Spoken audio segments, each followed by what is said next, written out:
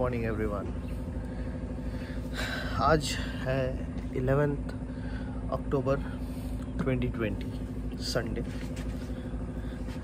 मैं बैठा हूँ शांति निकेतन, आप सब जान चुके होंगे। फ्रेंड्स, मैंने मेरे पिछले व्लॉग्स में जो बताया, सोनाझुरी आप सुने होंगे। हम लोग सोनाझुरी फॉरेस्ट के अंदर सोनाझुरी लॉज, टूरिस्ट लॉज, अतिथि निवास यहाँ पे है। तो क्या है ये सोनाझुरी फॉरेस्ट, सोनाझुरी जगह का हिस्ट्री, आज का व्लॉग इसके बारे में होगा।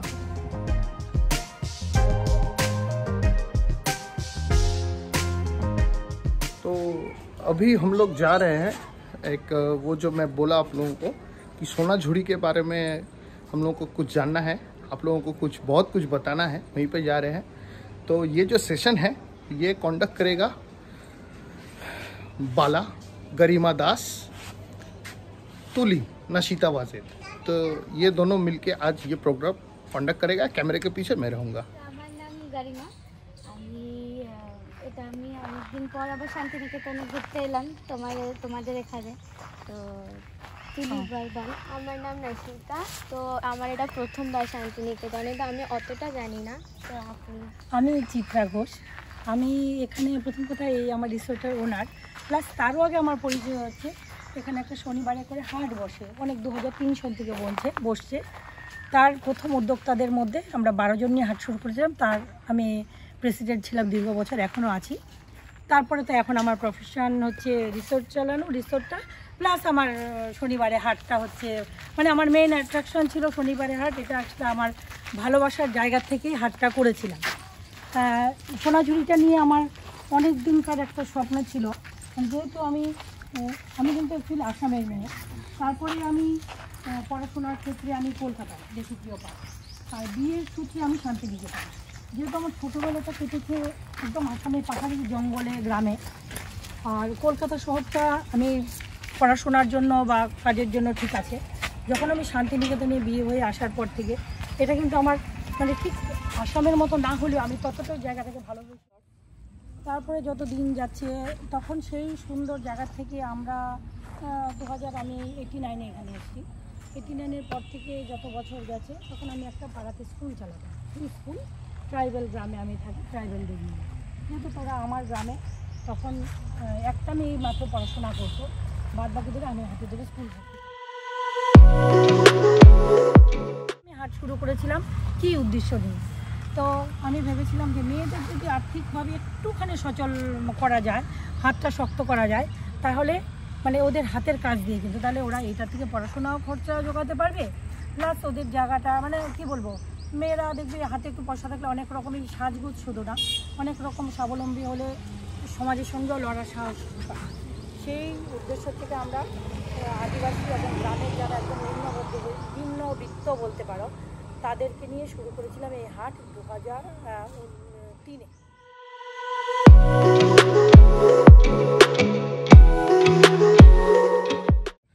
এইবার আমি তোমাদেরকে বলি, এই যে খোয়াই বনের অন্য হাট, নাম দেখো বোর্ডে আছে। এটা নামটা দেওয়ার একটা কারণ ছিল, হাট তো অনেক রকম হয়, আমরা দেখেছি গরুর হাট হয়, সবজির হাট হয়, জামা কাপড়ের হাট হয়। খোয়াই বনের অন্য হাট কেন? প্রথম কথা খোয়াই বনটাকে বেছে নিয়েছিলাম পরিবেশের জন্য, পরিবেশ মেনটেন করে, মানে কোনো রকম অন্য হাট বলতে অন্য রকম মেন করতে চেয়েছিলাম, আরেকটা হাট নয়। অন্য রকম বলতে কি, আমরা এখানে অন্য হাটের মেন করতে চেয়েছিলাম অন্যরকম কেন? যে ওই যে প্রথম কথা বললাম যে একদম ওই যারা নিম্নবিত্ত বা নিম্ন মধ্যবিত্তের সঙ্গে আমরাও আছি, মানে মেয়ে হিসাবে মেয়েদেরই প্রাধান্য দিতে চেয়েছিলাম। কারণ মেয়েরা কিন্তু সচরাচর দিকে ফুটে বসে কিছু বিক্রি করবে, এটা খুব একটা লজ্জার ব্যাপার ছিল, এখন হয়তো কেটে গেছে অনেকটা। তো প্রথম মেয়েদেরকে দিয়ে এবং সঙ্গে আমিও বসেছিলাম, এবং শুধু নিম্নবিত্ত না, অনেক কলাভবনের টিচার স্টুডেন্টরাও বসেছিল। মানে আমরা প্রথম 12 জন মেয়ে মিলে হাটটা শুরু করি।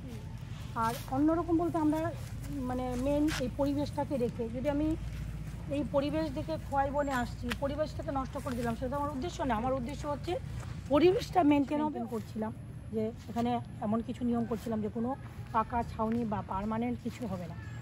আসবো শনিবার দিন 2 ঘন্টা 3 ঘন্টা হাট করবো, উঠে চলে গেলে এখানে কেউ যাতে বুঝতে না পারে যে এখানে হাট হয়েছে। একটা গাছ নষ্ট করব না, নিজের জায়গা নিজে পরিষ্কার করব, প্লাস্টিক ব্যবহার করব না। দেখবি আমাদের খাওয়ার অধিকাংশ শাল পাতার থালা, নয়তো কলা পাতার থালা বা পদ্ম পাতা, এটা প্লাস্টিকের ব্যবহার করব না, জঙ্গলে আগুন জ্বালাবো না, এই ধরনের কিছু উদ্দেশ্য নিয়ে আমরা শুরু করেছিলাম। এটা শুধু সপ্তাহে 2 দিনই হয় বা আমরা প্রথম শুরু করেছিলাম সপ্তাহে 1 দিন, যার জন্য নাম দিয়েছিলাম শনিবারের অন্নহাট।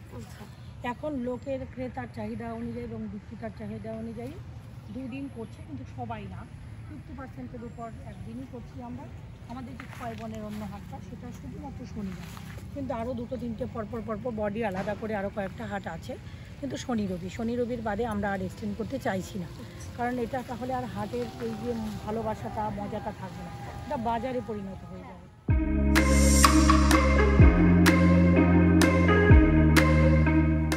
এই তোমাদের রিসর্টে এসছি, আর এই রিসর্টটা দেখতে পাচ্ছি একদম প্রকৃতিতে ঘেরা, এত গ্রিনারি, এত কিছু। তাহলে তোমার এই রিসর্টটার ব্যাপারে আমাদেরকে কিছু বলো, আরও মানে দেখাও সুন্দরভাবে। চলো তুমি এই রিসর্টটা আমি দেখাই। প্রথম কথা, আমার রিসর্টটার নাম হচ্ছে সোনাঝুরি অতিথি নিবাস, ঘুরিয়ে দেখাই ভেতরে। আর আমার রিসর্টটার নাম হচ্ছে সোনাঝুরি অতিথি নিবাস, কিন্তু এটা আমার বাড়িতে একটা বড় দুর্গা পুজো হয়, যার জন্য লোকাল লোক বলো বা সবাই দুর্গা বাড়ি নামে এটাকে বেশি চেনে, কিন্তু আমার যেহেতু লাইসেন্স বা সব কিছু সোনাঝুরি অতিথি নিবাস নামেই, সেটা সোনাঝুরি অতিথি নিবাসই বলি। তো চলো আমি দেখাই এবার। আর মাঝখানে আমি একটা কথা বলি, এই রিসর্টটা আমি শুরু করেছি 2007-এ। তখন এটা ছোট 2টো ঘর নিয়ে একটা বাড়ি ছিল। তখন তো শান্তিনিকেতনে এত রিসোর্ট বা গেস্ট হাউস বা হোটেল কিছুই ছিল না। তখন এই প্রকৃতির মাঝে আমি গাছপালা, মানে প্রচুর গাছগুলি দেখছো, প্রায় যে আমার দাদার লাগানো, বাঁধনদেশের লাগানো 2-1টা গাছ আছে, বাদ বাকি সমস্ত গাছগুলি আজকে থেকে এত বছর ধরে কিন্তু বড় করেছি।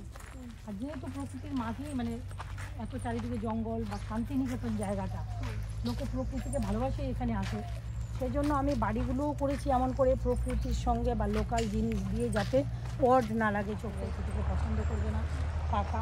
বাদ বাকি সবই কিন্তু প্রায় কাঠ এবং উপরে দেখো খাপড়াটা হচ্ছে মাটি, পোড়া মাটির হাফ গ্লাস, এগুলো দিয়ে করা।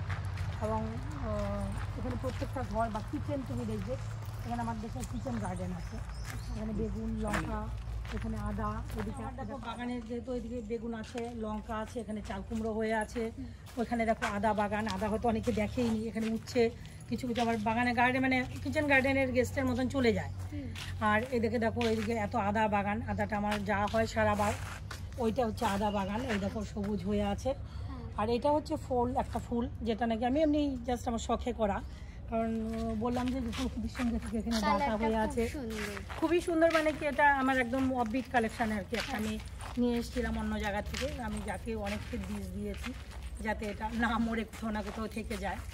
এদিকে এটা হচ্ছে দেখো, এটা একটা ফেলে দেওয়া জিনিস দিয়ে বোনা, ঠিক আছে, মানে বেড়া দেওয়া। এগুলো হচ্ছে করাত, লোকে ফেলে দেয়, সেটাকে আমি বেড়ার ক্ষেত্রে ইউজ করেছি। আর বাতাবি, মানে এখানে খাওয়ারও ফলও প্রচুর আছে আমাদের, বাতাবি আছে, জাম আছে, আম আছে, কাঁঠাল আছে, পেয়ারা আছে। এখন তো আম কাঁঠালের সময় নাই, বাতাবিটা ধরে আছে।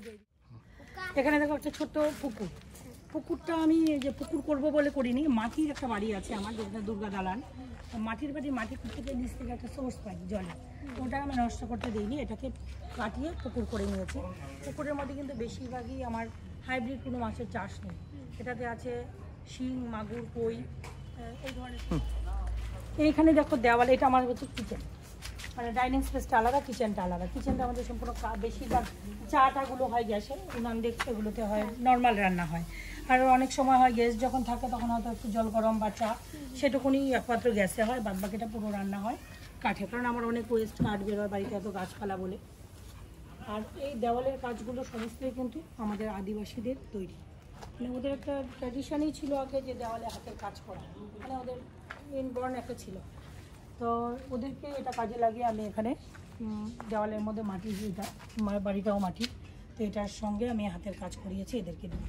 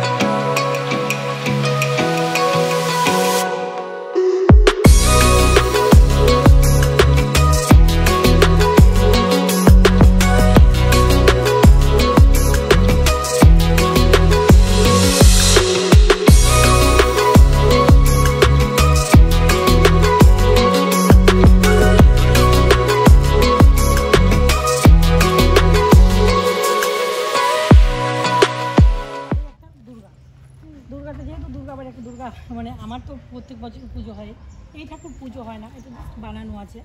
এটা হচ্ছে আমার হাজব্যান্ড করেছে, আশিস, উনি যে আর্ট কলেজের স্টুডেন্ট।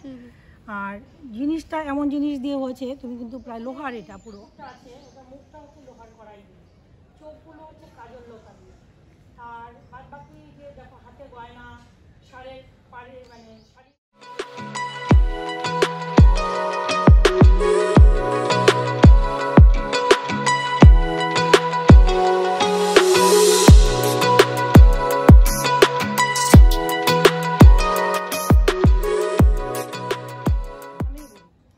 আচ্ছা, তোমাদের তো এখানে দেখলে সব কিছু আমার মানে রিসোর্ট বা পুজো বা হাট। এবার আমি বলি, তুমি বলেছো যে সেকেন্ড টাইম এসছো, তুমি ফার্স্ট টাইম এসছো, তাহলে তোমাদের কেমন লাগলো শান্তিনিকেতন বা আমার রিসোর্ট বা সোনাঝুরি খোয়াই হাট? তোমাদের কাছে কেমন মনে হলো? তোমরা কি বার্তা দেবে লোকের কাছে যে কেমন লাগলো, এখানে আসা যায় না, ভালো লাগলো না খারাপ লাগলো, যদি কিছু বলো আমাদের খুব ভালো লাগবে। নিজেকে যদি মানে একদম প্রকৃতির কাছে যদি থাকতে চাও তাহলে অবভিয়াসলি এখানে আসতে হবে। এখানে আমরা কয়েকদিন থাকলাম, 2-3 দিন থাকলাম, খুবই ভালো লাগলো। আর সকালে উঠে এরকম একটা দৃশ্য দেখা খুবই মানে আমাদের কলকাতায় দুষ্প্রাপ্য ব্যাপার। সবটাই খুব এনজয় করেছি। খোয়াইয়ের হাটেও খুব ভালো লেগেছে, আর এখানকার খাবারও খুব ভালো। আচ্ছা, তুমি তো ফার্স্ট টাইম এসছো, তোমার কাছে কেমন লেগেছে এবার বলো? আমার তো খুবই ভালো লেগেছে, মানে এত গাছপালা দেখে মানে একটা মানে খুবই ভালো একটা রিফ্রেশমেন্ট বলে না, একটা শহরের থেকে বেরিয়ে এসে এরকম প্রকৃতি কোলে থাকা। আচ্ছা, আমি আরেকটা কথা বলবো, সবাই এখানে কোভিড নিয়ে ভীষণ ভয় পাচ্ছিল, যে কোভিডের পরিস্থিতি, তোমাদের কাছে এখানে কি মনে হলো যে ভয়টা কি আমরা কাটিয়ে উঠতে পেরেছি, বা স্যানিটাইজ বা ব্যবস্থা কি ঠিকঠাক আছে না? মানে আমাদের যদি সাজেশন দাও আরও কিছু করা দরকার, না যেটা করেছি সেটা ঠিকঠাক আছে, তাহলে মনে হয় আমাদের মানে বুঝতে সুবিধা হবে বা লোকের কাছেও বার্তা দিতে পারবো। যে যদি কিছু মনে হয় বলো। একদম সব প্রিকশনারি মেজার্স নিয়েই সব করা হয়েছে। আর হ্যাঁ, এখানে এসে মনে হচ্ছে যে আমরা সত্যি হয়তো করোনা কাটিয়ে উঠেছি, যা মানে সব প্রিকশনারি মেজার্স নিয়েই মনে হচ্ছে আমরা কাটিয়ে উঠেছি। মানে আশা করি তোমরা আবারও আসবে বা কাউকে বার্তা দেবে, নিশ্চয়ই সবাইকে বলবো এখানে আসতে। মানে আমরাও এখানে শান্তিনিকেতনে সত্যি কোভিডের এত প্রকোপ হয়নি, বা যারা আসছে আমাদের কাছে ভালো খবর যে এখান থেকে গিয়ে কারো কাছে শুনি যে এখান থেকে গিয়ে আবার কোভিড হয়েছে। মানে আমরা চেষ্টা করব যে এটা মেনটেন করে, বা তোমরা যদি এরকম কারোর কাছে মনে হয় যে সাজেশন, সেটা আমরা অলওয়েজ মানে অ্যাকসেপ্ট করবো আর কি। যে ঠিক আছে, তাহলে এবার আন্টি আমরা বাড়ি যাব, এখন আমরা বাড়ি যেতে হবে, আবার নিশ্চয়ই আবার ফিরে আসতে চাইবো। তাহলে আজকে আমরা উঠি, তার আগে তোমার নিশ্চয়ই আশীর্বাদ নেবো আমরা। অবশ্যই তোমরা, আমিও আশা করব যে তোমাদের যাত্রা যেটা ভালো হয়, তোমাদের ট্রিপ ভালো হয়েছে সেটা আমাদের কাছে খুবই ভালো, এবং তোমরা আশা করি মানে খুব সুস্থ সুন্দরভাবে বাড়ি যাবে এবং আবারও আসবে সেই আশা করি। ঠিক আছে, এটা করতে না, এটাও দরকার করতে হবে। ঠিক আছে, ঠিক আছে, চলো।